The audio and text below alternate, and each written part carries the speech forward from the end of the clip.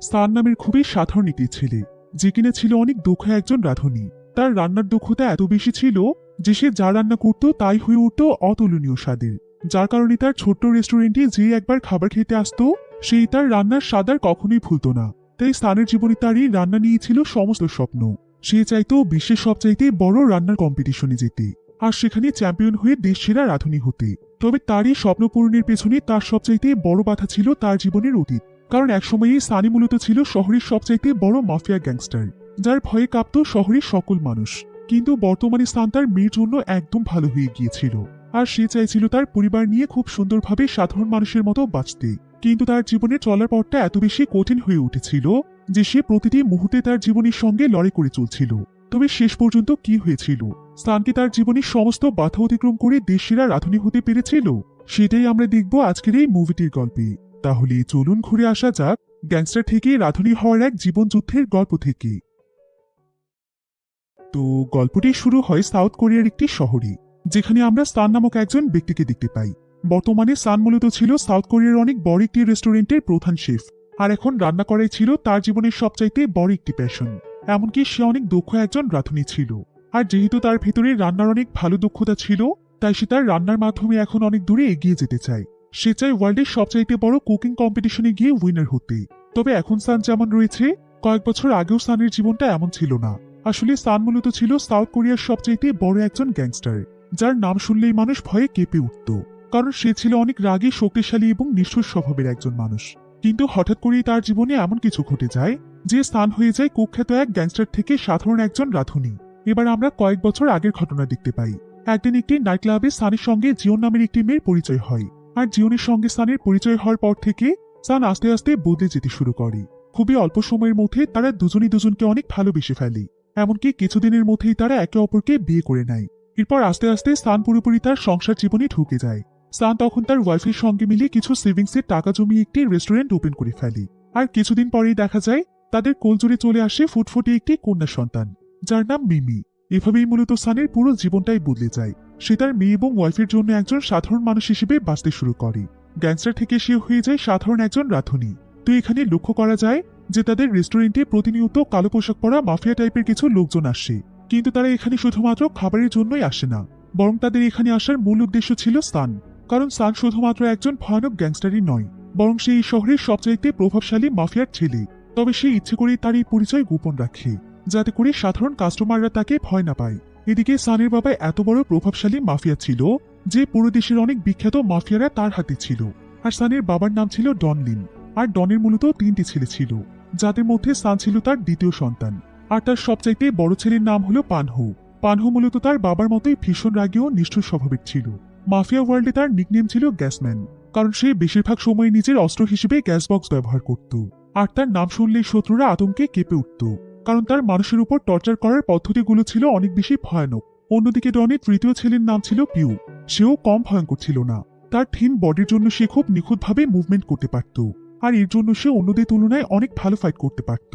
ডন নিজেই মাঝে মাঝে তার 3 ছেলের এরকম নিষ্ঠুরতা দেখে চিন্তায় পড়ে যেত, কিন্তু সে কখনোই তার ছেলেদেরকে বাধা দিত না। কারণ সে চাইতো কেউ না কেউ ভবিষ্যতে তার মতোই একজন মাফিয়া বস হয়ে যাক, যাতে করে তার পুরো গ্যাংকে তার কোনো এক ছেলে নিয়ন্ত্রণ করতে পারে এবং তারই পজিশন ধরে রাখতে পারে। তো একদিন সে তার 3 ছেলের কাছে তাদের স্বপ্নের ব্যাপারে জানতে চেয়েছিল। তার বড় ছেলে পানো তখন এক মুহূর্তও না ভেবে বলে, আমি ঠিক তোমার মতোই একজন মাফিয়া বস হতে চাই। সান নিজেও তখন তার বাবাকে সেম কথাই বলে, যে সেও ভবিষ্যতে একজন মাফিয়া বসই হতে চায় এবং সে চায় তার ভাইদের এবং তার পুরো পরিবারকে আগলে রাখতে। কিন্তু তার ছোট ছেলে পিউ এই ব্যাপারে কিছুই বলে না, সে চুপচাপ বসে থাকে। এদিকে ছেলেদের কথা শুনে ডনের মনে কিছুটা ভরসা তৈরি হয় যে সে না থাকলেও তার মাফিয়া গ্রুপকে তার ছেলেরা রক্ষা করতে পারবে। আর এই সবকিছুই ছিল সানের জীবনের অতীতের ঘটনা। এবার আমরা বর্তমান সময়কে দেখতে পাই। সানের জীবন এখন মোটামুটি ভালোই চলছিল। সব মিলিয়ে সে নিজের অবস্থান নিয়ে অনেক বেশি সন্তুষ্ট ছিল। তবে একজন সাধারণ মানুষের মতোই তার জীবনেও কিছু ছোটখাটো সমস্যা লেগেই থাকত। এবার একদিন রেস্টুরেন্টের অ্যাসিস্ট্যান্ট টাইগু একটি ফোন কল পায়। কলটিতে জানানো হয় যে অবশেষে তারা একটি পটেনশিয়াল ইনভেস্টর খুঁজে পেয়েছে। ইনভেস্টর গ্রুপটির ব্র্যান্ড ছিল সোল। আসলে তারা তাদের রেস্টুরেন্টটিকে আরো অনেক বড় করার জন্য বহুদিন ধরেই একজন ইনভেস্টর খুঁজছিল। কিন্তু তাদের বিজনেস যেহেতু এখনো অনেক ছোট ছিল, তাই ইনভেস্টর পাওয়াটাও তাদের জন্য ছিল অনেক বেশি টাফ। ফলে এবার ইনভেস্টরের খবরটি শুনে সান ভাবতে শুরু করে যে কিভাবে সেই ইনভেস্টরদের গ্রুপটিকে ইমপ্রেস করতে পারবে। তো ইনভেস্টরদের জন্য সে নিজ হাতে যতটা ভালো সম্ভব খুবই ইউনিক একটি রেসিপি তৈরি করার সিদ্ধান্ত নেয়।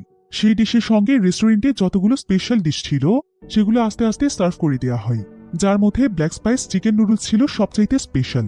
এরপর ইনভেস্টরদের সামনে খাবারগুলো প্রপারলি সার্ভ করা হয়। তারা অনেক আগ্রহ নিয়ে খাবারগুলো খেতে থাকে, আর তাদের খাওয়ার স্টাইল দেখে বোঝাই যাচ্ছিল যে খাবারগুলো তাদের সত্যিই পছন্দ হয়েছে। এটা দেখে সান মনে মনে আশা করতে থাকে যে এবার তার রেস্টুরেন্ট র্যাঙ্কিং এর দিক থেকে অনেকটা এগিয়ে যেতে পারে। আসলে তার টার্গেট ছিল অনেক বড়। সে মনে প্রাণে চাইত যে একদিন পুরো বিশ্বে তার বানানো খাবার টেস্টের জন্য বিখ্যাত হয়ে যাবে। এবার খাওয়ার শেষে ইনভেস্টররা তাদের প্রতি খুবই খুশি হয়ে যায়, এমনকি তারা তাদের প্রপোজালে অ্যাকসেপ্ট করে নেয়। সেই সাথে তাদেরকে নেক্সট উইকে একটি কন্ট্রাক্টে সাইন করার জন্য বলে। কিন্তু ঠিক তখনই একটি বড় সমস্যা সামনে এসে দাঁড়ায়। হঠাৎ করেই তাদের রেস্টুরেন্টে একদল মাফিয়া চলে আসে, আর তাদের উপস্থিতি ইনভেস্টরদের গ্রুপের কাছে একদমই ভালো লাগে না। এদিকে সানের মেয়ে মিমিকেও তার বাবার পরিচয়ের কারণে অনেক ধরনের প্রবলেম ফেস করতে হচ্ছিল। স্কুলে তার ক্লাসমেটদের কেউই তার সঙ্গে ক্লোজলি মিশতে চাইত না, কারণ তারা সবাই জানে যে মিমির বাবা অনেক বড় একটি মাফিয়া পরিবারের লোক। এদিকে এসব দেখে সান তার মেয়ের জন্য ভীষণ কষ্ট পায় এবং সবকিছুর জন্য সে নিজেকে দোষী মনে করে। কিন্তু তার জন্মই যেহেতু হয়েছিল মাফিয়া পরিবারে, যার কারণে তার জীবনের সমস্যাগুলো যেন কোনোভাবেই পিছু ছাড়ছিল না।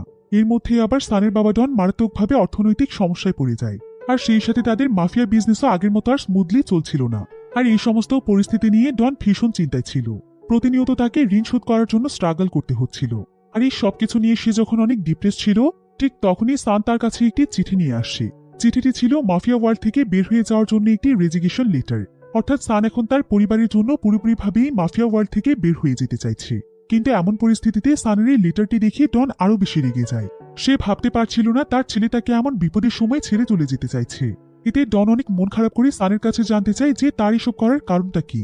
সান তখন তার বাবা ডনকে জানায় যে তার মেয়ে মিমি বর্তমানে বড় হচ্ছে, আর সে মাফিয়া ফ্যামিলি থেকে বিলং করার কারণে তাকে নানা ধরনের সমস্যায় পড়তে হচ্ছে। তাই সে কোনোভাবেই চায় না তার জন্য তার মেয়েকে কোথাও কোনো সমস্যার সম্মুখীন হতে হোক। সেও চায় সাধারণ মানুষদের মতো পরিবার নিয়ে বাঁচতে, কারণ এতগুলো বছরে সে বুঝতে পেরেছে যে মাফিয়া ওয়ার্ল্ডে তেমন কিছুই নেই যেটা রয়েছে একজন সাধারণ মানুষের জীবনে। কিন্তু ডনের কাছে সানের এই সমস্ত কথার কোনো মূল্য ছিল না। ডন এখানে তার কথা শুনে আরো ভীষণ রেগে যায় এবং সে সানের হাতের ঠিক সাইডে টেবিলের উপর ছুরি দিয়ে আঘাত করে দেয়। কিন্তু সান এতে একটুও ভয় পায় না, কারণ সে আগেই জানতো যে এটা মাফিয়া ওয়ার্ল্ডের একটি ট্রেডিশন। যদি এই ওয়ার্ল্ড থেকে কোনো সদস্য বের হতে চায় তাহলে তার একটি হাত কেটে দেওয়া হয়। এজন্য সে নিজেই তার বাবার কাছ থেকে ছুরিটি নিয়ে তার নিজের হাত কেটে ফেলতে চায়। কিন্তু ঠিক তখনই তার বাবা তাকে বাধা দিয়ে বলে, তুই কি আমাকে এত বেশি নিষ্ঠুর মনে করিস যে আমি নিজের সন্তানের সাথেও এমনটা করব? আর যদি তুই এখন তোর একটি হাত কেটেই ফেলিস তাহলে রেস্টুরেন্টে এত সুস্বাদু খাবার কে রান্না করবি? তবে সান এখানে খুব ভালোভাবেই বুঝতে পারে যে তার বাবা হয়তো তার সিদ্ধান্ত মেনে নিয়েছে। এরপর দেখা যায় ডন সানের রেজিগনেশন লেটারটি অ্যাকসেপ্ট করে নেয় এবং তাকে নিজে ছুরিটি দিয়ে বলে, তুই কি জানিস তোকে মাফিয়ার চাইতে একজন শেফ হিসেবেই ভালো মানায়, এই পোশাকে তোকে ভালো স্যুট করে। একথা বলে সে ছেলেকে বিদায় জানিয়ে সেখান থেকে উঠে চলে যায়। অর্থাৎ কোনো না কোনোভাবে সেও রিয়েলাইজ করতে পেরেছিল যে সান তাকে যে কথাগুলো বলেছে সেগুলো মিথ্যে নয়। এবার সান তখন সঙ্গে সঙ্গে খুশিমনি তার বাড়িতে ফিরে যায়, আর তার ওয়াইফ জিওনকে সুখবরটি জানায় যে সে মাফিয়া ওয়ার্ল্ড থেকে রিজাইন নিয়ে চলে এসেছে। খবরটি শুনে জিওন ভীষণ খুশি হয়ে যায়। এরপর তারা দুজনেই অপেক্ষা করছিল যে কখন সকাল হবে আর তারা মিমিকে এই খবরটি জানাবে, কারণ মিমি এখন গভীর ঘুমে মগ্ন ছিল।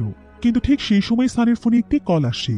কলটি ধরে সে ভীষণ আপসেট হয়ে পড়ে এবং সে কোনো কথা না বলে দ্রুত বাড়ি থেকে বেরিয়ে ঘটনাস্থলে চলে যায়। আর সেখানে পৌঁছলে মাফিয়া গ্রুপের ফাইন্যান্সিয়াল ডিরেক্টর তাকে জানায় যে তার বাবা ডনার বেঁচে নেই। কিন্তু সান এটা কোনোভাবেই মানতে পারছিল না। বাবার মৃত্যুর খবর শুনে সে অনেক বেশি কষ্ট পাচ্ছিল। এবার সিসিটিভি ফুটেজে দেখা যায় যখন ডনকে হত্যা করা হয়েছিল সেই সময় হোটেলে ডন ছাড়া আর কেউই প্রবেশ করেনি। এজন্য সবাই ধারণা করছে যে ডন নিজেই আত্মহত্যা করেছে। এরপর ডনের ফিনারেলের আয়োজন করা হয়, কিন্তু সেখানেও তারা একের পর এক সমস্যায় পড়ে যায়। বিভিন্ন ব্যাংক থেকে লোকজন আসতে শুরু করে, যেসব ব্যাংক থেকে ডন লোন নিয়েছিল। এখানে প্রত্যেকটি ব্যাংকে তাদের পাওনা টাকার দাবি জানায়। কিন্তু পরিস্থিতি আরো জটিল হয়ে ওঠে যখন একটি আলাদা মাফিয়া গ্রুপ সেখানে এসে হাজির হয়। তারা মূলত চীন থেকে এসেছিল এবং তারা এখানে প্রমাণ দেখায় যে ডন তাদের কাছ থেকেও বিপুল পরিমাণে অর্থ নিয়েছিল। ডন বেঁচে আছে নাকি মারা গিয়েছে এতে তাদের কোনো কিছুই যায় আসে না। এমনকি তারা সেখানে হুমকিও দিয়ে যায় যে সামনে মাসের মধ্যে যদি তাদের লোন পরিশোধ করা না হয় তাহলে তারা তাদের বিরুদ্ধে কঠোর ব্যবস্থা নেবে। এবার ফিনারেল শেষ করার পর কোরিয়ার সমস্ত শক্তিশালী মাফিয়া গ্রুপের লিডারের একটি মিটিং এর আয়োজন করে। মিটিং এর উদ্দেশ্য ছিল ডনের পরে তার মাফিয়া গ্রুপকে কে নেতৃত্ব দেবে সেটা নিয়ে। তো মিটিং এর মধ্যে প্রথমে আলোচনায় আসে ডন লিমের ছোট ছেলে পিওর নাম, কারণ সে ফাইটিং এ ছিল খুবই দক্ষ। কিন্তু দুর্ভাগ্যবশত অতিরিক্ত রাগী ও নিষ্ঠুর স্বভাবের কারণে সে এক বড় ঝামেলায় জড়িয়ে পড়েছিল এবং সেই সময় সে কারাগারে বন্দী ছিল। ফলে এখন তাকে লিডার বানানো কোনোভাবেই সম্ভব নয়। এরপর আলোচনা হয় ডনের বড় ছেলে পানহোকে নিয়ে, কিন্তু তাকেও কেউ লিডার হিসেবে পারফেক্ট মনে করছিল না, কারণ সে ফাইটিংয়ে খুব একটা পারদর্শী ছিল না। এরপর সবশেষে বাকি থাকে শুধুমাত্র ডনের দ্বিতীয় সন্তান সান। কিন্তু এখানেই সবচেয়ে বড় সমস্যা তৈরি হয়ে যায়, কারণ সান ইতোমধ্যে মাফিয়া ওয়ার্ল্ড থেকে রিজাইন নিয়েছিল। শুধু তাই নয়, সে তার ইনভেস্টরদের সঙ্গে কন্ট্রাক্ট সাইন করেছিল যে ভবিষ্যতে যদি সে আবার তার মাফিয়া গ্রুপে জয়েন করে তাহলে তাকে বড় অঙ্কের টাকা জরিমানা দিতে হবে। এই শর্তে সে ইনভেস্টরদের সঙ্গে ডিল করেছিল, আর এখন সে তার স্বপ্নের দিকে একদম এগিয়ে যাচ্ছে। এসব নিয়ে আজকে সে এবং তার পরিবার খুবই খুশি ছিল। কিন্তু হঠাৎ করেই তার কাছে খবর আসে যে ডন লিমের পরে সানি হবে নেক্সট মাফিয়াদের বস। এই খবরটি শুনে সান একদমই ভেঙে পড়েছিল, কারণ সে তার গ্যাংস্টার লাইফে আর কখনোই ফিরতে চাইছিল না। তো সান তখন সঙ্গে সঙ্গে এই অফারটি রিজেক্ট করে দেয় এবং সবাইকে বোঝানোর চেষ্টা করে যে সে এই পজিশনে কখনোই আসতে চায় না। কিন্তু তার এই কথাতে কেউ কোনো পাত্তাই দিচ্ছিল না, কারণ বর্তমানে বস হওয়ার মতো যোগ্যতা তার চাইতে বেশি কারো ছিল না। এদিকে এসব কিছু দেখে ডনের বড় ছেলে পানহো অনেক বেশি জেলাস ফিল করছিল, কারণ সে নিজেই মূলত বস হতে চেয়েছিল। তার ধারণা ছিল সে যেহেতু বাবার বড় ছেলে তাই নিয়ম অনুযায়ী তারই বস হওয়া উচিত, কিন্তু মিটিংয়ে উপস্থিত কেউই তাকে বস হিসেবে চাইছিল না। অন্যদিকে সবাই সানকে নেক্সট লিডার হিসেবে চাইছিল। তাই এই বিষয়টি নিয়ে গ্রুপের মধ্যে বিশাল এক দ্বন্দ্ব শুরু হয়ে যায়। গ্রুপের সবাই মিলে তখন সিদ্ধান্ত নেয় যে তারা সবাই মিলে এই দুজনের মধ্যে একটি ইলেকশনের আয়োজন করবে, আর এই ইলেকশনে যে জিতবে সেই হবে নেক্সট লিডার। আর এই সিদ্ধান্ত শোনার পর সান মরিয়া হয়ে ভাবতে থাকে যে কিভাবে সে এই পরিস্থিতি থেকে নিজেকে বের করে আনতে পারবে। সে তার মাফিয়া কলিগদেরকে রেস্টুরেন্টে ডেকে ফ্রি চিকেন নুডলস অফার করে, আর তাদেরকে নানাভাবে কনভিন্স করার চেষ্টা করে যাতে করে তারা ইলেকশনে ভোট তার ভাই পানহোকে দেয়। আর ইলেকশন মূলত ছিল 3 দিন পর, তাই সে যত দ্রুত সম্ভব সবাইকে তার ভাইয়ের পক্ষে করতে চাইছিল। এজন্য সান তখন তাদের সবাইকে অনেক মজার মজার স্পেশাল কিছু ডিশ খাওয়াতে থাকে, আর সে মজার ছলে তাদেরকে থ্রেট দিয়ে বলতে থাকে, তোমরা যদি আমার কথা মতো কাজ না করো তাহলে কিন্তু আর কখনো আমার রেস্টুরেন্টে স্পেশাল নুডলস খেতে পারবে না। আর যদি আমার কথা মতো আমার ভাইকে তোমরা ভোট দাও তাহলে তোমাদের জন্য সবসময় ফ্রিতে আমি আমার বিভিন্ন ডিশ রাখবো। আর সানের হাতের রান্না এতটাই মজার ছিল যে সবার কাছে এই অফারটি বেশ ভালো লাগে, আর সবাই তখন সানকে চিয়ার আপ করতে শুরু করে। কিন্তু ঠিক তখনই সেখানে পানহো এসে উপস্থিত হয়। সানের নামে সবাইকে চিয়ার করতে দেখে সে পুরো বিষয়টিকে উল্টোভাবে বুঝে ফেলে। তার কাছে মনে হয় সান নিজে ইলেকশনে জেতার জন্য খাবার খাইয়ে সবাইকে কনভিন্স করছে। এতে পানহো সানের উপর আরও ভীষণ রেগে যায়। এরপর সে নিজের আন্ডারে থাকা কয়েকজন মাফিয়াকে নিয়ে আলাদা একটি মিটিং এর আয়োজন করে। সেখানে সে অনেক লম্বা লম্বা বক্তব্য দিতে শুরু করে, তবে বাস্তবে কেউ তার কথা ঠিকমতো বুঝতেই পারছিল না, কিন্তু সবাই বাধ্য হয়ে এখানে তার কথা শুনছিল। এদিকে এ সময় পানহোর মতো সানও একটি মিটিং এর আয়োজন করেছিল, কিন্তু 2 মিটিং এর উদ্দেশ্য ছিল একটাই, পানহোকে ইলেকশনে জিতিয়ে তাকে লিডার বানানো। এরপর দেখা যায় সান একটি সার্ভে থেকে জানতে পারে যে ইলেকশনে পানহোর চেয়ে সে নিজেই বেশি ভোট পেয়েছে। এই খবর শুনে সানের মাথায় যেন আকাশ ভেঙে পড়ে। সে কোনোভাবেই বিষয়টি মেনে নিতে পারছিল না। আর এর চাইতেও অনেক অবাক করা বিষয় হচ্ছে যে পানহোর আন্ডারে থাকা অনেক মাফিয়াই সানকে ভোট দিয়েছে, এমনকি তারা অফিসে পানহোর বিরুদ্ধে কমপ্লেন করেছে, কারণ পানহোর বিহেভিয়ার নাকি অনেক বেশি খারাপ। তো এভাবেই বেশি ভোট পেয়ে সান তার ভাইয়ের চেয়ে এগিয়ে যায়। এসব কিছু দেখে সান অনেক বেশি হতাশ হয়ে পড়ে। আর যেহেতু এখন এই পুরো ইলেকশনটি পুরো মাফিয়া ওয়ার্ল্ড মিলে করেছিল, তাই তার একার সিদ্ধান্তের উপর কোনো কিছুই হবে না। তাই সানের এখন এই সিদ্ধান্ত মানা ছাড়াও আর কোনো উপায় ছিল না। এরপর সান বাড়িতে ফিরে জিওনকে সবকিছু খুলে বলে, তবে এটা শুনে জিওন নিজেই ভীষণ রেগে যায়। আর রেগে গিয়ে সে নিজেই তখন তার হাজবেন্ডের হাত কেটে দিতে চায় যেন সে মাফিয়া বস হতে না পারে। কিন্তু এটা তো আসলে কোনো সমাধান নয়। এরপর কিছুক্ষণ ভেবে জিওন একটি আইডিয়া দেয়। সে সানকে বলে যে ইলেকশনের দিন সান যেন সেখানে উপস্থিত না থাকে, কিন্তু উপস্থিত না থাকার জন্য একটি প্রপার কারণের দরকার ছিল। তখন জিওন তাকে বলে এমন কিছু করতে হবে যাতে সানকে কিছুদিনের জন্য জেলে থাকতে হয়। এতে করে দেখা যাবে মাফিয়াদের গ্রুপ দ্রুত সময়ে সিদ্ধান্ত নিয়ে পানহোকে বস বানিয়ে দেবে। আর এই আইডিয়াটি সানের কাছেও বেশ লজিক্যাল মনে হচ্ছিল। পরের দিন সে সোজা একটি ব্যাংকে চলে যায় লোন নেওয়ার জন্য, এবং ইচ্ছাকৃতভাবে সে ব্যাংকের সাথে অনেক রুড বিহেভ করতে শুরু করে। এমনকি ব্যাংকের ভেতরে এসে স্মোকিং করার চেষ্টা করে, যা ব্যাংকের নিয়মের বাইরে ছিল। কিন্তু এতেও খুব একটা লাভ হয় না, সেখানে তেমন কোনো ঝামেলায় ক্রিয়েট হচ্ছিল না। এরপর সে নিজের পকেট থেকে একটি ছুরি বের করে ব্যাংকারকে থ্রেট করে। ব্যাংকার তখন প্রচন্ড রেগে গিয়ে সানকে প্রথমে আক্রমণ করে বসে। সানও তখন রেগে গিয়ে তাকে পাল্টা আক্রমণ করে। এই ঘটনার পর সানকে পুলিশ স্টেশনে নিয়ে যাওয়া হয়। সান পুলিশের সামনে নিজেকে রং প্রমাণ করার জন্য অনেক চেষ্টা করছিল। সে ইচ্ছে করেই সব দোষ নিজের দিকে নিচ্ছিল, কিন্তু পরবর্তীতে পুলিশ সিসিটিভি ফুটেজ চেক করে দেখতে পায় যে আসলে ব্যাংকারই প্রথম সানের উপর আক্রমণ করেছিল। এসব প্রমাণের ভিত্তিতে পুলিশ সানের কোনো দোষী খুঁজে পায় না, এবং শেষ পর্যন্ত তাকে তারা ছেড়ে দেয়। এতে করে সানের সমস্ত পরিকল্পনা ভেস্তে যায়। এরপর আর কোনো উপায় না পেয়ে সান সোজা চলে যায় ইলেকশনের স্পটে, কারণ তার হাতে এখন কিছুই করার ছিল না। তবে সে মনে মনে অনেক প্রার্থনা করতে থাকে যেন পানহো এই ইলেকশনে জিতে যায়, কিন্তু সব চেষ্টার পরও ফলাফল আসে উল্টো। দেখা যায় সানই সর্বোচ্চ ভোট পায়। এই রেজাল্টের পর সানকে আজকে আনুষ্ঠানিকভাবে মাফিয়াদের বস হিসেবে পরিচয় করিয়ে দেওয়া হয়। কিন্তু ঠিক সেই সময় সেখানে এসে হাজির হয় ম্যাডাম হং। ম্যাডাম হং মূলত ছিল ডনের একমাত্র মেয়ে, যে প্রায় 10 বছর ধরে বিদেশে ছিল। আর সেখানে এসেই পুরো ইলেকশনটি বাতিল ঘোষণা করে দেয়। এখানে তার যুক্তি ছিল যে এই ইলেকশনে তাদের ছোট ভাই পিউ অনুপস্থিত ছিল। তার মতে পিউই তাদের মাফিয়া গ্রুপের জন্য সবচাইতে বেশি কাজ করেছে। আর সে ফাইটিং এর দিক থেকেও খুবই স্কিল ছিল। যদিও সে তখন জেলে ছিল, কিন্তু জানা যায় তার ভাই সানকে বাঁচানোর জন্যই সে একসময় একটি ফাইটে জড়িয়ে পড়ে এবং সেই ঘটনার পরেই তাকে গ্রেফতার করা হয়। তো এসব কারণ দেখিয়ে ডংয়ের মেয়ে হং বলে পিউকে বাদ দিয়ে এভাবে মাফিয়া বস নির্বাচন করা ঠিক হবে না। আর হংয়ের এই সমস্ত কথাটি সবাই একমত হয়ে আজকের ইলেকশন বাতিল করে দেয়। এবার কিছুদিন পর পিউ শেষ পর্যন্ত জেল থেকে মুক্তি পায়। প্রায় দীর্ঘ 10 বছরের সাজা শেষে সে বাহিরে বেরিয়ে আসে। তার উপস্থিতিতেই আবারও নতুন করে ইলেকশন অ্যারেঞ্জ করা হয়। সবাই ভেবেছিল পিউ হয়তো আগের মতোই থাকবে, কিন্তু সবার ধারণা একদম ভুল প্রমাণিত হয়ে যায়। পিউ সবার সামনে এসে জানায় যে দীর্ঘদিন বন্দি জীবন কাটাতে কাটাতে তার মন অনেক নরম হয়ে গিয়েছে, আর সে আর মাফিয়া ওয়ার্ল্ডের সঙ্গে জড়াতে চায় না, কারণ সেই যোগ্যতা এখন তার মাঝে নেই। এমনকি তার জীবনে এখন একটি মাত্রই স্বপ্ন রয়েছে, সেটা হচ্ছে ট্যাঙ্গো ড্যান্সিং। জেলে থাকার সময় বিভিন্ন প্রোগ্রামে ট্যাঙ্গো ড্যান্স দেখে সেটি তার কাছে ভীষণ ভালো লেগে যায় এবং সে এতে এত বেশি আগ্রহী হয়ে ওঠে যে সে সেখান থেকেই সিদ্ধান্ত নেয় যে জেল থেকে বেরিয়ে সে একজন ট্যাঙ্গো ড্যান্সার হিসেবে নিজের নতুন জীবন শুরু করবে।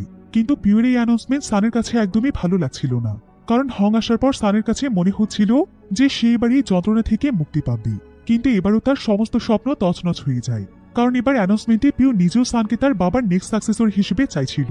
আর সান এখানে বুঝে গিয়েছিল যে পিউ যদি এই ওয়ার থেকে রিজাইন নিয়ে নেয় তবে তাকেই হতে হবে নেক্সট মাফিয়া বস। কিন্তু পানহো আবারও সেখানে এসে এই বিষয়টি নিয়ে তর্ক করতে শুরু করে। অন্যান্য মাফিয়া লিডাররা তখন সেখানে এসে সেই সময়ের জন্য বিষয়টি থামিয়ে দেয়। এদিকে হং এবং সান তাদের ভাই পিউকে বোঝানোর চেষ্টা করছিল যাতে করে সে মাফিয়াদের বস হয়, কিন্তু পিউ তাদের কোনো কথাই বুঝতে চাইছিল না। সে বলে ট্যাঙ্গো ড্যান্সিং আমার রক্তে মিশে গিয়েছে, আর আমি অলরেডি এটা শেখার জন্য একটি ইনস্টিটিউশনের সঙ্গে যুক্ত হয়েছি। এমনকি আমার ভেতর থেকে কোনো ধরনের মাফিয়া ভাইব আসছে না। আমার সবসময় মনে হয় যে ড্যান্স আমাকে ডাকছে। তো পিউ যেহেতু তার স্বপ্নের ব্যাপারে অনেক বেশি সিরিয়াস ছিল, তাই ডান্স শেখার জন্য সে পরের দিনই তার ইনস্টিটিউশনে একটি কম্পিটিশনে অ্যাটেন্ড করার জন্য চলে যায়। কিন্তু সে বুঝতে পারে যে তার এই জার্নিটি খুব একটা সহজ হবে না, কারণ সে দেখতে পায় এক গ্রুপ মাফিয়া তাকে ফলো করছে। তাদেরকে দেখেই তখন পিউ দৌড়ে পালিয়ে যাওয়ার চেষ্টা করে, কিন্তু সামনে গিয়ে দেখতে পায় সেখানে আরো অনেক মাফিয়া রয়েছে, অর্থাৎ সবগুলো মাফিয়া এখন তাকে চারিদিক থেকে ঘিরে ফেলেছে। পিউ তখন কোনো উপায় না পেয়ে তাদের সঙ্গে ফাইট করে, আর সে কোনো মতে তাদেরকে হারিয়ে টাইমের মধ্যে দ্রুত কম্পিটিশনে চলে যায়। তবে সে একদম শেষ সময় গিয়ে সেখানে পৌঁছেছিল। এরপর দেখা যায় সে সেখানে যাওয়ার সঙ্গে সঙ্গে তার ডান্স স্টার্ট করে দেয়, কিন্তু তার প্র্যাকটিস তখনও খুব একটা ভালোভাবে কমপ্লিট হয়নি, অর্থাৎ সে ডান্সের ব্যাপারে একদমই এক্সপার্ট ছিল না। এজন্য তার ডান্স দেখে সেখানকার জাজরা খুবই বিরক্ত হয়ে যায়। এতটাই বিরক্ত হয় যে তার ফুল পারফরমেন্স না দেখেই তারা সেখান থেকে উঠে চলে যায় এবং তাকে জানিয়ে দেওয়া হয় যে তার টাইম শেষ হয়ে গিয়েছে। এখন আর তাদের পক্ষে প্রোগ্রামটি কন্টিনিউ করা কোনোভাবেই পসিবল না। কিন্তু আসলে এসবের পেছনে অন্য একটি কারণ লুকিয়েছিল। পিউ এখানে বুঝতে পারে যে এগুলো আসলে তার ভাই সান এবং তার বোন হংয়েরই প্ল্যান, যাতে করে সে ট্যাঙ্গো ড্যান্সার হিসেবে সিলেক্ট না হতে পারে। এজন্য তারা হয়তো আগে থেকে জাজদেরকে ম্যানেজ করে রেখেছিল। তখন সে তার দুই ভাই বোনের উপর প্রচন্ড ক্ষিপ্ত হয়ে যায়। এদিকে সান খুব ভালোভাবে তার রেস্টুরেন্ট এগিয়ে নিয়ে যাওয়ার জন্য আপ্রাণ চেষ্টা করছিল, কিন্তু একদিন হঠাৎ করেই দেখা যায় তার রেস্টুরেন্টে খুবই অদ্ভুত একটি কাপল চলে আসছে এবং তারা এখানে কোনো ধরনের ফ্রি সার্ভিস নেওয়ার জন্য রাজি হয় না, যেটা তাদের রেস্টুরেন্টে সবাইকেই দেওয়া হয়। তাদের অ্যাটিটিউড দেখে সান এবং জিওন সন্দেহ করছিল যে নিশ্চয়ই তাদের দুজনকে কেউ না কেউ এখানে পাঠিয়েছে। এজন্য তাদেরকে ঠিকমতো খাবার সার্ভ করে তারা দূরে দাঁড়িয়ে সেই কাপলকে লক্ষ্য করতে থাকে। আসলে তারা ভাবছিল এই কাপলকে হয়তো তাদের ইনভেস্টররা পাঠিয়েছে, যাতে করে তারা এখানকার খাবারের টেস্ট এবং রেস্টুরেন্টের সার্ভিস ভালোভাবে চেক করতে পারে। প্রথমে তাদেরকে দেখে সবকিছু ঠিকঠাকই মনে হচ্ছিল, এমনকি তারাও সানের কাছে তার খাবারের প্রশংসা করছিল। কিন্তু হঠাৎ করেই দেখা যায় তারা দুজনেই খেতে খেতে সেন্সলেস হয়ে যায়। এটা দেখে সেখানে থাকা সবাই ভীষণ অবাক হয়ে যায়। সান তখন দ্রুত অ্যাম্বুলেন্স ডেকে তাদেরকে হসপিটালে পাঠিয়ে দেয় এবং তাদের ট্রিটমেন্টের ব্যবস্থা করে দেয়। এরপর জানা যায় তাদের দুজনেরই পচে যাওয়া মাংস খেয়ে ফুড পয়জনিং হয়েছিল। কিন্তু এটা কিভাবে সম্ভব? সান এবং জিওন তাদের রেস্টুরেন্টে সবসময় তাজা মাছ, মাংস, শাকসবজি সবকিছু সুন্দরভাবে রাখে, তাই রেস্টুরেন্ট থেকে এই ধরনের খাবার খাওয়াটা তাদের প্রশ্নই ওঠে না। কিন্তু এরপর সান এবং জিওন জানতে পারে আসলে সেই কাপলকে কোনো ইনভেস্টর সেখানে পাঠায়নি, বরং এই সবকিছু ছিল পিওর প্ল্যান।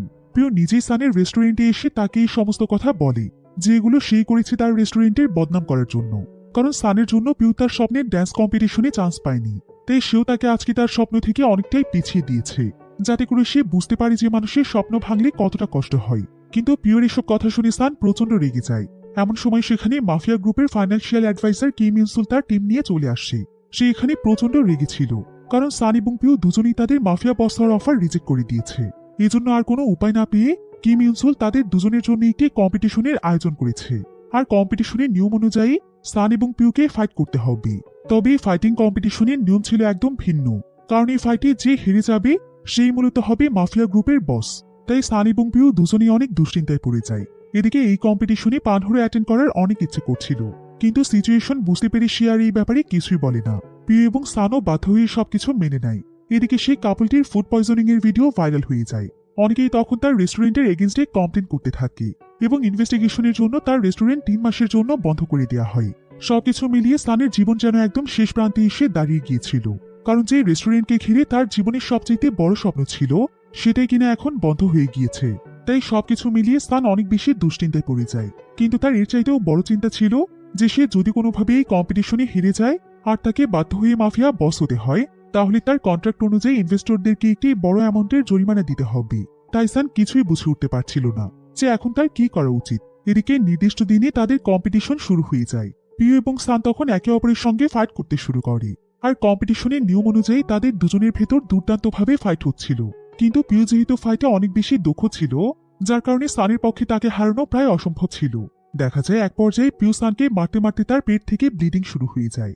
সান অলমোস্ট এই কম্পিটিশনে হেরেই যাচ্ছিল, কিন্তু ঠিক এমন সময় হঠাৎ করেই পানহো হাতে ছুরি নিয়ে তাদের দুজনের মধ্যে ঢুকে পড়ে। আর তখন কেউ কিছু বুঝে ওঠার আগেই সান এবং পিউ দুজনেই একসঙ্গে পানিতে ঝাঁপ দেয়। সকলেই ভেবেছিল তারা হয়তো কিছুক্ষণ পর পানি থেকে উঠে আসবে, কিন্তু দেখা যায় অনেক সময় পার হয়ে গেলেও তারা আর উঠে আসে না। মুহূর্তের মধ্যে এই নিউজটি পুরো দেশে ভাইরাল হয়ে যায় এবং তাদেরকে খোঁজার জন্য রেস্কিউ টিম চলে আসে, কিন্তু কেউ তাদেরকে কোথাও খুঁজে পাচ্ছিল না। এরপর দেখা যায় পানহো একটি প্রেস কনফারেন্সের আয়োজন করে, আর সে সকলের সামনে রিসেন্ট ইনসিডেন্ট নিয়ে বক্তব্য দিতে দিতে ইমোশনাল হয়ে যায়। এখানে বোঝা যাচ্ছিল পানহো তার 2 ভাইকে হারিয়ে খুবই কষ্টে রয়েছে, কিন্তু আসলে সে তো এসব ইচ্ছে করিয়ে করেছিল যাতে তাদের দুজনকে সরিয়ে সে বস হতে পারে। তো সে এখানে সবাইকে এটা বোঝাতে চাইছিল যে সে তার 2 ভাইকে কোনোভাবেই হারাতে চায় না। তার ভাইদের জন্য তার অনেক কষ্ট হচ্ছে, কিন্তু মনে মনে সে এটা ভেবেই অনেক খুশি ছিল যে এখন পরবর্তী মাফিয়া বস হতে চলেছে সে নিজে। এদিকে দেখা যায় সান, পিও এবং তাইগো নামক একজন ব্যক্তি তাদের সঙ্গে রয়েছে, যে কিনা ছিল সানের অ্যাসিস্ট্যান্ট। সান এবং পিও এখানে একদম সুরক্ষিত ছিল, আর তার অ্যাসিস্ট্যান্ট তাইগোর সঙ্গে বসে নিশ্চিন্তে খাবার খাচ্ছিল। এমন সময় তারা টিভিতে একটি নিউজ দেখতে পায় যে তাদের বড় ভাই পানহোকে নেক্সট মাফিয়া বস হিসেবে সিলেক্ট করা হয়েছে। এটা দেখে তারা ভীষণ খুশি হয়ে যায় আর সেখানে একসঙ্গে ড্যান্স করতে শুরু করে। ফাইনালি সবকিছু তাদের প্ল্যান মোতাবেকই হয়েছে। আসলে সেই কম্পিটিশনে সবকিছুই ছিল সানের সাজানো প্ল্যান, এমনকি সেই ব্লাডও ছিল ফেক, যেটা তারা সানের রেস্টুরেন্টে জিওন এবং টাইগোর সাহায্য নিয়ে তৈরি করেছিল। যদিও পানহো তাদের এই প্ল্যানের ব্যাপারে কিছুই জানত না, কিন্তু তারপরও তার হঠাৎ করে এন্ট্রি নেওয়ার ফলে তাদের প্ল্যান যেন আরো নিখুঁতভাবে কাজ করেছে। তবে ফাইটের মধ্যে পানহো যখনই অ্যাটেন্ড করেছিল তখন সানের ইশারাতেই তারা সবাই মিলে একসঙ্গে পানিতে ঝাঁপ দিয়েছিল। অর্থাৎ পরবর্তীতে পানহো অটোমেটিকভাবে তাদের প্ল্যানের মধ্যে ইনভলভ হয়ে যায়। এবার সিচুয়েশন কিছুটা নর্মাল হয়ে গেলে তারা 3 জন আবারও তাদের শহরে ফিরে আসে। আর এখানে এসে তারা দেখতে পায় যে টেড গ্রুপ হঠাৎ করে সানের রেস্টুরেন্টে এন্ট্রি করেছে এবং সেখানে কিম ইউনসুল এবং পানহো রয়েছে। তারা 3 জন বাইরে দাঁড়িয়ে তাদের সমস্ত কনভারসেশন শুনছিল। তারা এখানে শুনতে পায় কিম ইউনসুল পানহোকে ট্রেড গ্রুপের সাথে ইলিগেল বিজনেসে জয়েন করার জন্য ফোর্স করছে, কিন্তু যেহেতু পানহোর বাবা ডন এই অফারটি রিজেক্ট করে দিয়েছিল, এজন্য এখন পানহো নিজেও এটি একসেপ্ট করতে চাইছিল না। কিন্তু কিম ইউনসুল এটা কোনোভাবেই মেনে নিতে পারছিল না, কারণ এই বিজনেসটি তার একটি স্বপ্ন ছিল। আর এই কিম ইউনসুল মূলত ছিল মাফিয়া গ্রুপের ফাইন্যান্সিয়াল অ্যাডভাইজার, যে কিনা প্রথম সানকে ডনের মৃত্যুর খবরটি জানিয়েছিল। তো পানহো যখন এই অফারটি রিজেক্ট করে দেয় তখন কিম ইউনসুল বলে ওঠে, তুমি যা বলছো ভেবে বলছো তো? তুমি যদি আমাদের সঙ্গে এই ডিল করতে রাজি না হও তবে তোমার অবস্থাও কিন্তু তোমার বাবার মতোই হবে। এখানে কিম ইউনসুলের এমন কথা শুনে পানহো একদম অবাক হয়ে যায়। সে বুঝতে পারছিল না যে কিম ইউনসুল এমনটা কেন বলছে, যে ডন আসলে সুইসাইড করেনি, তাকে মূলত মার্ডার করা হয়েছিল, আর কিম ইউনসুল নিজেই তাকে মার্ডার করেছে। আসলে যেদিন সে ডনকে মার্ডার করেছিল সেদিন সে ডনকে ঠিক সেম অফারটি করেছিল যেটা সে এখন পানহোকে করেছে, কিন্তু ডন তার এই অফারটি একসেপ্ট না করার কারণে সে রাগান্বিত হয়ে সঙ্গে সঙ্গেই তাকে মেরে ফেলেছিল, কারণ এই বিজনেসের জন্য সে সবকিছু করতে পারে। এখন পানহো যখন এই ঘটনা জানতে পারে তখন সে মনে মনে অনেক কষ্ট পেতে থাকে। তার বাবার জন্য তার অনেক কষ্ট হচ্ছিল, কারণ তার বাবা জীবন দিয়ে দিয়েছে তবুও তাদের বিজনেস দেয়নি, আর সে এখানে তার বাবার এমন নির্মম মৃত্যু কিছুতেই মানতে পারছিল না। এদিকে বাইরে দাঁড়িয়ে পিউ এবং স্তানু সবকিছু শুনছিল। সবাই তাদের বাবার এত নির্মম মৃত্যুর কথা শুনে অনেক ইমোশনাল হয়ে যায়। কিম ইউনসুল তখন পানহোকে থ্রেট করতে শুরু করে, আর পানহোর একার পক্ষে তাদের এগেইনস্টে কোনো কথাই বলা সম্ভব ছিল না। এজন্য সে বাধ্য হয়ে কিম ইউনসুলের সব কথায় রাজি হয়ে যায়, কারণ কিম ইউনসুল অনেক পাওয়ারফুল একজন লোক ছিল। ফলে পানহু তখন কন্ট্রাক্টে সাইন করে দেয়, আর কন্ট্রাক্ট অনুযায়ী পরের দিন থেকেই তাদের ইলিগেল বিজনেসের প্রোডাক্ট আসা শুরু করবে এবং তারা এই জন্য সানের রেস্টুরেন্টে কাজে লাগাবে অথবা এটাকে সেল করে দিবে। এটা শুনে সান এবার ভীষণ রেগে যায় আর সে তাদেরকে অ্যাটাক করতে চায়, কিন্তু পিউ এবং তাইগো তাকে বাধা দিয়ে কোনো মতে সেখান থেকে ফিরিয়ে নিয়ে আসে। এদিকে ডনের সঙ্গে হওয়া ঘটনা জানতে পেরে সবাই অনেক বেশি ডিপ্রেসড হয়ে যায়, কারণ তারা 3টি ছেলে থাকা সত্ত্বেও তাদের বাবাকে একজন মানুষ এভাবেই মেরে ফেলেছে, অথচ তারা কিছুই জানতে পারেনি। পিউ তখন তার বাবার হত্যার প্রতিশোধ নেওয়ার জন্য বেরিয়ে পড়তে চায়, কিন্তু তাইগো তখন তাকে বাধা দেয় এবং বলে যে আগে ওদেরকে ওদের প্ল্যান মতো কাজ করতে দাও, তারপর আমরা এমন একটি প্ল্যান তৈরি করব যাতে করে ওরা প্রত্যেকে ওদের প্রাপ্ত শাস্তি পায়। কিন্তু পিউ এখন কোনো কথাই শুনতে চাইছিল না, বরং সে এখানে উল্টো তাইগোর উপরে রেগে যায় আর সে তাকে বলে, যদি তোমার বাবার আজকে এই পরিণতি হতো তাহলে তুমি আমাকে এখন থামতে বলতে না। কিন্তু পিউর এমন কথা শুনে তাইগো তার উপর রেগে যায়। সান এখানে তাইগোর আসল পরিচয় রিভিল করে দেয়। মূলত তাইগো আসলে সানের অ্যাসিস্ট্যান্ট ছিল না, সে মূলত ছিল অনেক বড় একজন পুলিশ অফিসার। তাকে মূলত সানের রেস্টুরেন্টে অ্যাসিস্ট্যান্ট হিসেবে ছদ্মবেশে পাঠানো হয়েছিল, যে ব্যাপারে সানও আজকে জানতে পেরেছে। এতদিন তো সে তাইগোকে বন্ধু মনে করে এসেছিল, কিন্তু তাইগো মূলত তাদের রেস্টুরেন্টে এই কারণেই ছদ্মবেশে এসেছে যাতে করে সে ডনের ইলিগেল বিজনেসের সমস্ত তথ্য জানতে পারে এবং সবকিছু পুলিশ টিমকে জানাতে পারে। এদিকে তাইগো যখন বুঝতে পারে যে সে ধরা পড়ে গিয়েছে, তখন সে পিউ আর সানের দিকে সঙ্গে সঙ্গেই বন্দুক তাক করে, কিন্তু সান খুব শান্তভাবে সেখানে দাঁড়িয়ে থাকে, কারণ সে জানত যে অলরেডি তার বন্দুকের সবগুলি ব্যবহার করা হয়ে গিয়েছে। শুধু তাই নয়, সানের কাছে তাইগোর প্রত্যেকটি ডিটেলস ছিল। তাইগো আসলে একটু খামখেয়ালি স্বভাবের হওয়ায় বেশিরভাগ সময় তার পুলিশের টি শার্টটি চেঞ্জ করতে ভুলে যেত, আর সান তখন কাউকে কিছু বুঝতে না দিয়ে এটিকে কভার করত এবং সে তাকেই উল্টো ব্যবহার করত। তার মাধ্যমে সে পুলিশের সমস্ত প্ল্যান এবং ডিটেলস নিজের কাছে নিয়ে রাখত। এসব কিছু শুনে তাইগো বুঝতে পারে যে তার কাছে এখন সান এবং পিওর সঙ্গে মিলে যাওয়া ছাড়া আর কোনো উপায় নেই, কারণ তার সমস্ত প্ল্যান এমনিতেই ভেস্তে গিয়েছে।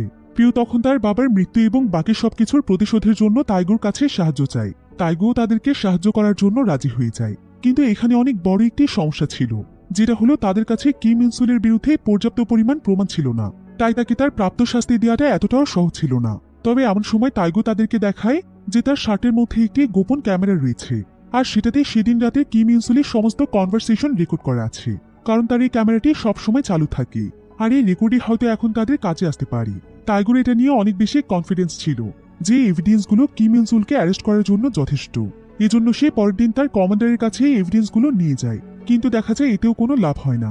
তাদের আরো অনেক স্ট্রং এভিডেন্সের প্রয়োজন। এজন্য পিউ এবং সান তখন নতুন একটি প্ল্যান তৈরি করতে থাকে, কিন্তু সান এবার এই প্ল্যানে পিউকে রাখতে চাইছিল না, কারণ আগেরবার সানকে বাঁচাতে গিয়ে পিউকে জেলে যেতে হয়েছিল। এজন্য সে আর এসবের মধ্যে পিউকে কোনোভাবেই ইনভলভ করতে চাইছে না, কারণ সে চায় না তার জন্য তার ভাইয়ের কোনো বিপদ হয়ে যাক। এজন্য সে পিউকে সুরক্ষিত রেখে নিজে কাজটি করতে চায়, কিন্তু পিউ এতে কোনোভাবেই রাজি হয় না। সে সানকে বলে, বাবা যদি এখন বেঁচে থাকতো তাহলে সে কখনোই তার পরিবারের কাউকে একা একা সাফার করতে দিত না, নিশ্চয়ই সে সবার পাশে থাকতো। আর আমিও আমার বাবার মতো এটাই করতে চাই, আমি তোকে একা একা এসবে কখনোই যেতে দেব না।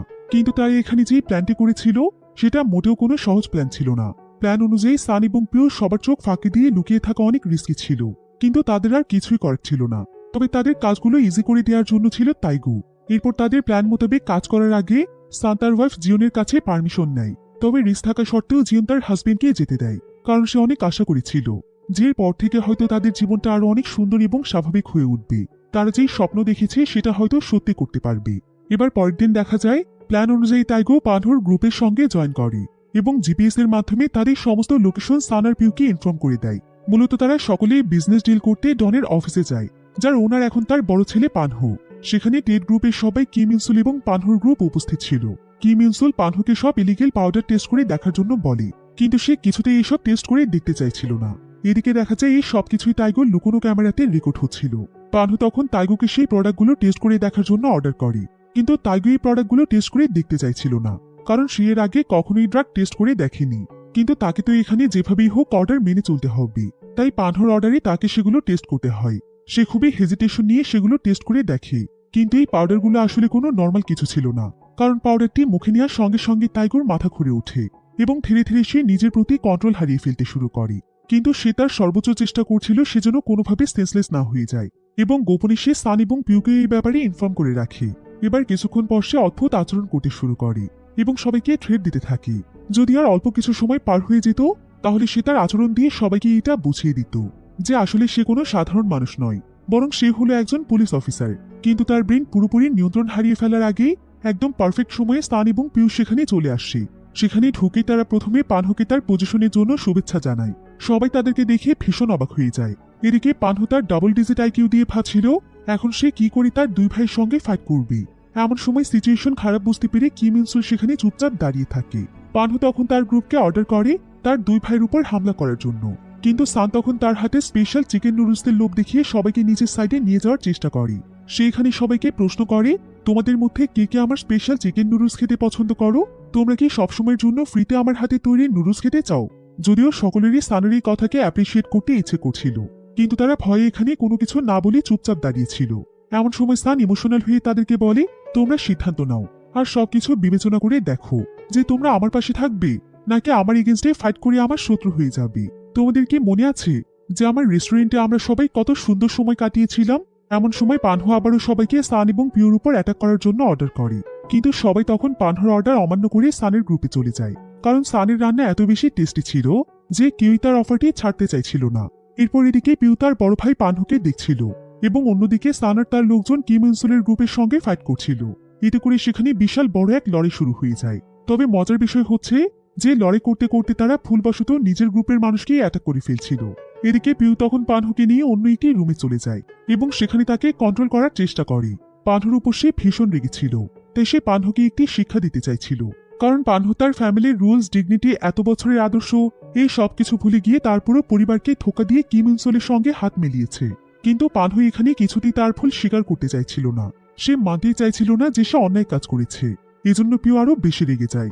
এরপর সে তার ট্যাঙ্গো ড্যান্সের স্টেপ ফলো করে তার ভাইয়ের সঙ্গে ফাইট করতে শুরু করে।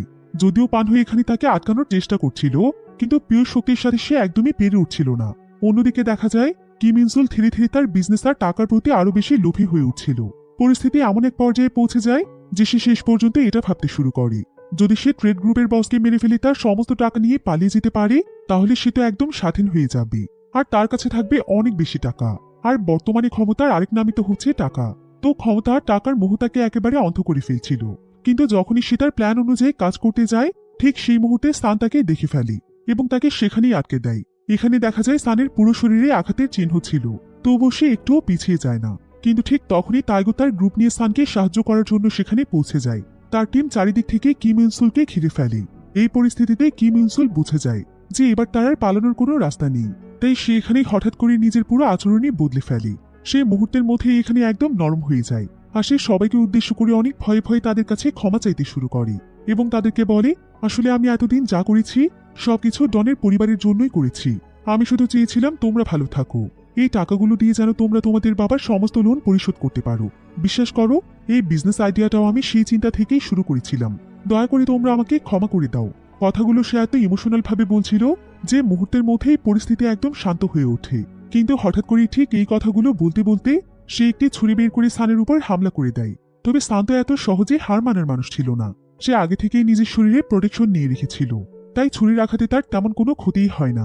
মুহূর্তের মধ্যেই সে উঠে দাঁড়ায় এবং কিম ইনসুলের আক্রমণ থামিয়ে দেয়। সান এবার কিম ইনসুলের উপর এত বেশি রেগেছিল যে তার ইচ্ছে করছিল তাকে মেরে ফেলতে। সে চাইছিল অনেক নির্মমভাবে তাকে মেরে তার বাবার মৃত্যুর প্রতিশোধ নিতে। তাই সে কিম ইনসুলের হাতে ছুরিটি দিয়ে তাকে খুব বাজেভাবে আঘাত করে। তবে কিছুক্ষণ পরে সেখানে পুলিশ এসে পৌঁছয় এবং উপস্থিত সমস্ত মাফিয়াদেরকে গ্রেফতার করে নিয়ে যায়। আর পরিস্থিতির নিয়ন্ত্রণে আসার পর কমান্ডার জানতে চায় যে এই মাফিয়া বসদের মধ্যে আসল লিডার কে। প্রশ্নটি শুনে সবাই চুপ হয়ে যায়, কিন্তু ঠিক তখনই পানহু খুব অ্যাটিটিউড নিয়ে সামনে এগিয়ে আসে আর সে কমান্ডারকে বলে আমি হলাম এদের সবার লিডার, তা অনলি মাফিয়া বস। কিন্তু তার কথার ধরনার অতিরিক্ত অ্যাটিটিউড দেখে কমান্ডার বুঝে ফেলেন যে পানহুর মধ্যে আসলে লিডার হওয়ার কোনো যোগ্যতাই নেই। তাই সে তার কথায় বিশ্বাস না করে পানহুকে অন্যদের সাথে গ্রেফতার করার নির্দেশ দেয়। এরপর সে আবারও সবাইকে প্রশ্ন করে যে আসলে এই মাফিয়া গ্রুপের লিডার কে। আসলে কমান্ডারের সন্দেহ ছিল যে সান অথবা পিউ এই দুজনের মধ্যে কেউ একজন আসল লিডার। এরপর দেখা যায় ঠিক সেই সময় পিউ সামনে এগিয়ে এসে নিজেকে মাফিয়া বস হিসেবে দাবি করে। তবে সান সঙ্গে সঙ্গে তাকে থামাতে চায়, কিন্তু পিউ তার কোনো কথা শুনে না, বরং হাসি মুখে সে তার ভাই সানকে বিদায় জানায় এবং নিজেই পুলিশের কাছে আত্মসমর্পণ করে। কারণ পিউ সবসময় তার বড় ভাইকে প্রোটেক্ট করতে চেয়েছে, আর আজকে যদি তার বড় ভাই সানকে অ্যারেস্ট করা হতো তাহলে সে তার স্বপ্ন থেকে আরো পিছিয়ে যেত, যেটা পিউ কখনোই চায় না। এজন্য সে সানের জন্য নিজেকেই স্যাক্রিফাইস করে দেয়। আর সে এখানে সানকে বলে যায় যে সান যেন তার বাবা এবং তার স্ত্রী জীবনকে দেওয়া কথা রাখে, সে যেন তার কথা মতো বিশ্ববিখ্যাত শেফ হতে পারে। আর তার চিকেন নুডলসের রেস্টুরেন্টের বিজনেসটি সে সফলভাবে চালিয়ে যায়। সেই সাথে সে যেন তার বাবার গ্রুপ সহ তার নিজের পরিবারকে আগলে রাখে। এসব কিছু ভেবে পিউ নিজেই সমস্ত স্বপ্নকে স্যাক্রিফাইস করে নিজেকে মাফিয়া লিডার পরিচয় দিয়ে পুলিশের হাতে তুলে দেয় এবং আবারও কারাগারে চলে যায়। এদিকে সান অনেক কষ্ট নিয়েই তার ভাইয়ের এই সিদ্ধান্ত মেনে নেয়, কারণ তার তো যে করেই হোক তার বাবা এবং স্ত্রীকে দেওয়া কথা রাখতেই হবে, আর এজন্য তার ভেঙে পড়লে একদমই চলবে না।